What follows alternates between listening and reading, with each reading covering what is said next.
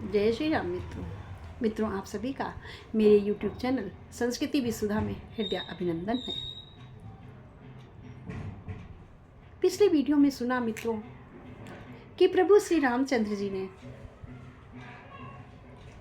सुग्रीव को विभिन्न प्रकार से नीतियां बताई हैं कि एक राजा कैसा होना चाहिए, प्रजापालक,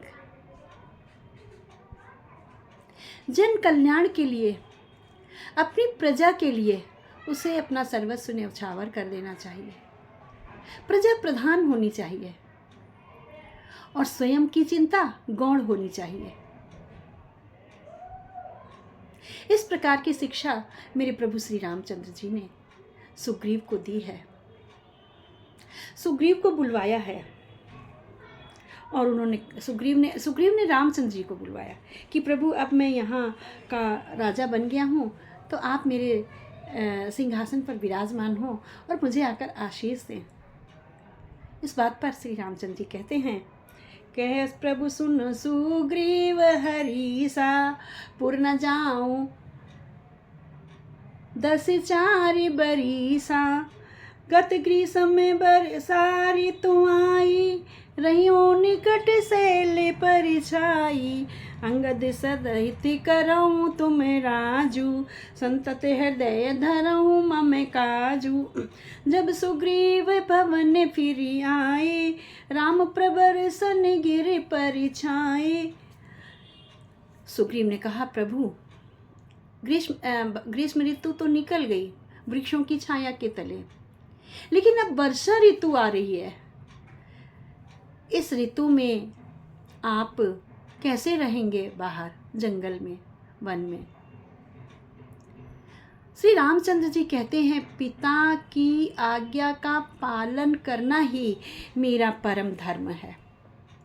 नगर में किसी बस्ती में जाकर के रहना मेरे लिए वर्जित है, तो मैं नगर या बस्ती में प्रवेश नहीं कर सकता हूँ।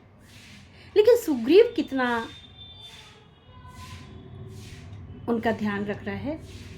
सुग्रीव ने प्रबरसन नामक शैल पर एक गुफा बना करके उसे बहुत सुंदर बनाया है और मेरे प्रभु से कहा, हे प्रभु आप इसमें रहिए।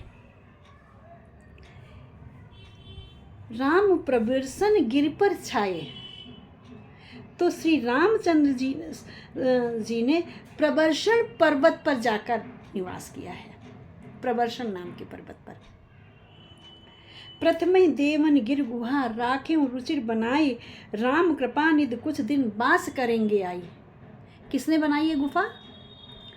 गोस्वामी जी ने अलग रुख मोड़ दिया है। कहाँ के लिए रुख मोड़? प्रथम देवन गिर गुफा, सबसे पहले देवताओं ने उस पर्वत की गुफा को सुंदर बनाया कि मेरे प्रभु आकर यहाँ रहेंगे। तो देवताओं ने उस गुफा को सुंदर बना दिया है, सजा रखा है। क्यों सजा रखा? क्योंकि उन्होंने सोचा है कि कछुक दिन राम वास करेंगे आए, प्रभु यहाँ पर कुछ दिन आकर के निवास करेंगे, इसलिए गुफा को अत्यंत रमणीय, अत्यंत सुंदर, अत्यंत मनोहारी होना चाहिए, जो कि देवताओं ने बनाई है। सुंदर बन कुसुमित अति शोभा, गुंजते मधुप दिन निकर मधुलोभा, कंद मूले फले पत्र सुहाए, भय बहुत जब ते प्रभु आए। वह वहाँ पर बहुत सुंदर सुंदर फूल हैं, अत्यंत सुंदर सुंदर भौरे गुंजार कर रहे हैं, तितलियाँ मंडरा रही हैं और विभिन्न प्रकार के कंद मूल फल वहाँ लगे हुए हैं।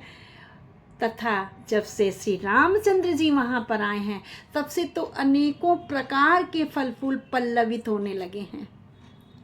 देख मनोहरि शैल उनूपा, रहे तहाँ अनुज सहित सुर भूपा, मधुकर खग मृग तनु धरि देवा, करई सिद्ध मुनि प्रभु कै सेवा। जब प्रभु श्री रामचंद्र जी प्रबरसन पर्वत पर आकर रहे हैं, वहाँ पर आकर उन्होंने निवास किया है, तो देवता विभिन्न प्रकार के जीव जंतुओं का वेश बनाकर उसी आश्रम में, उसी गुफा में आ गए हैं और भिन्न भिन्न प्रकार से के रूप धारण करके, शरीर धारण करके पशुओं के, वानरों के, भंवरों के, तितलियों के ये रूप बना करके सिद्धिगण और देवता लोग आ गए हैं प्रभु की सेवा करने के लिए। मंगल रूप भयों बन तब ते कीन निवास रमापति जब से, जहां पर स्वयं त्रिलोक नायक अखंड सत्ता का अधिष्ठाता जहां पर निवास करने लगे तो वहां पर क्यों नहीं रिद्धियां सिद्धियां विराजमान होंगी। तो वहां जब ते मंगल रूप भवन भयो तबते, जब ते श्री रमापति ने वहां पर निवास किया है। मित्रों एक और है, फटक शिला बैठे दो, फटक शिला अति शुभ्र सुहाई, सुख आसीन तहां दो भाई। स्फटिक मणि की अत्यंत उज्जवल शिला है जिसके ऊपर श्री रामचंद्र जी लक्ष्मण के सहित विराजमान हुए हैं। मित्रों स्फटिक का हमारे जीवन में बहुत महत्व है। स्फटिक हमारे जीवन में आनंद लाता है। स्फटिक हमारे जीवन में नया परिवर्तन लाता है, जो हमारे फेवर में होता है, जो हमारे पक्ष में होता है। तो जब प्रभु स्फटिक शिला पर बैठे हैं तब वहाँ पर अनेकों प्रकार की रिद्धियाँ सिद्धियाँ आई हैं और वहीं से उनके शुभ कार्य होने शुरू हुए हैं। बरखा काली मेघ न बिछाए, गरजत लागत परम सुहाए। रामचंद्र जी कहते हैं वर्षा ऋतु आई है, विभिन्न प्रकार से मेघ आच्छादित हो रहे हैं, विभिन्न प्रकार के झींगे झींगी अपनी आवाज़ कर रहे हैं। ऐसा लग रहा है कि चारों तरफ घुंघरुओं की झनकार हो रही है। तो ये अत्यंत सुंदर लग रहे हैं लक्ष्मण, ये दृश्य तो बहुत ही अच्छे लग रहे हैं। लक्ष्मण को बाबा गोस्वामी जी ने कैसा कहा है, आइए जानते हैं अपने अगले वीडियो में।